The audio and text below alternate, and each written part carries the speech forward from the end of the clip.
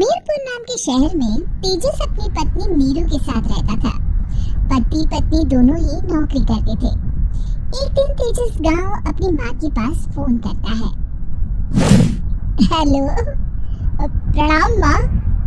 जीते रहो माँ, तुम दादी बनने वाली हो। अरे वाह, ठीक है बेटा, मैं कल ही आती हूँ। जब माँ जी शहर पहुंची तो बेटी बहू ने बहुत अच्छे से स्वागत किया। लीजिए माँ जी, चाय। अरे गर्मा गर्म पकोड़े ले आओ माँ के लिए। नीरू रसोई में गई और 2 मिनट में ही पकोड़े ले आई। जी ये लीजिए। बहू जादू से बनाए हैं क्या? अभी तो रसोई में गई थी।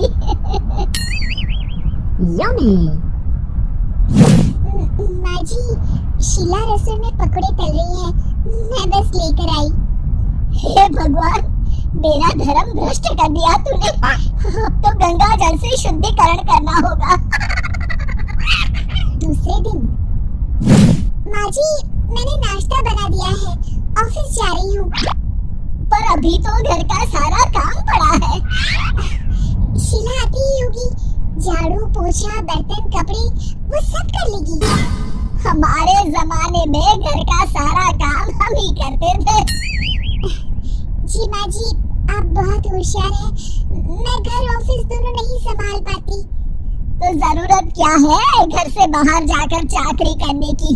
वैसे भी घर का काम खुद करने से घर में बरकत आती है, समझी?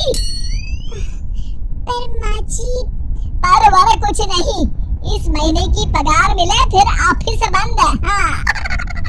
रात को नीरू तेजस से कहती है, सुनिए जी, माँ जी बोल रही थी कि मैं नौकरी छोड़ दूं। वैसे ठीक ही तो है, अभी तुम्हें आराम की जरूरत है। फिर भी आराम कहाँ, शीला को छुड़ाने के लिए बोल रही थी।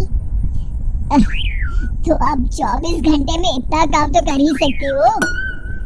पर जॉब पसंद है मुझे, घर पर मन नहीं लगेगा।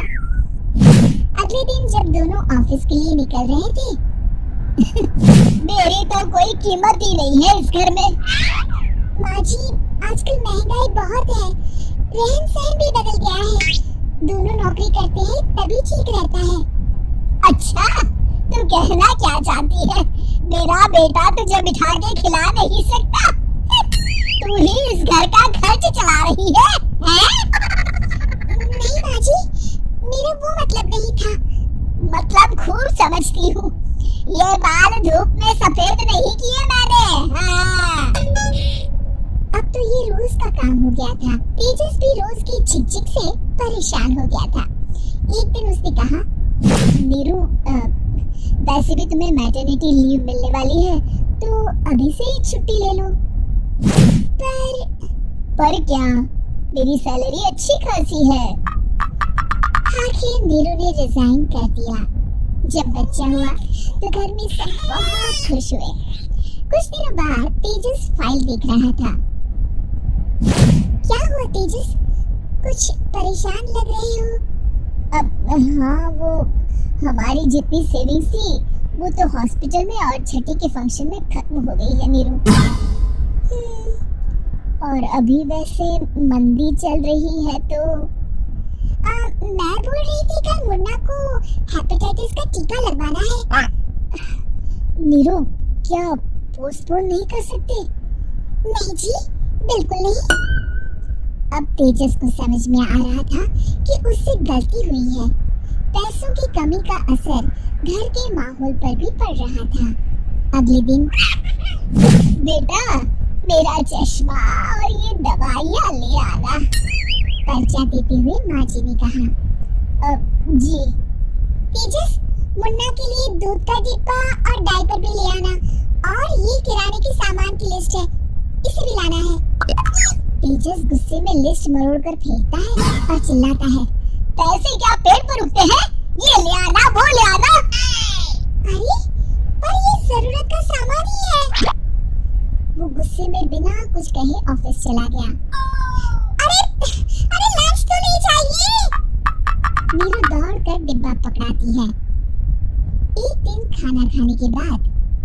नीरू, अब तो मुन्ना कुछ बड़ा हो गया, तो अब तुम वापस ज्वाइन कर लो ना जॉब। पर इस रिसेशन में जॉब मिलना बहुत मुश्किल है।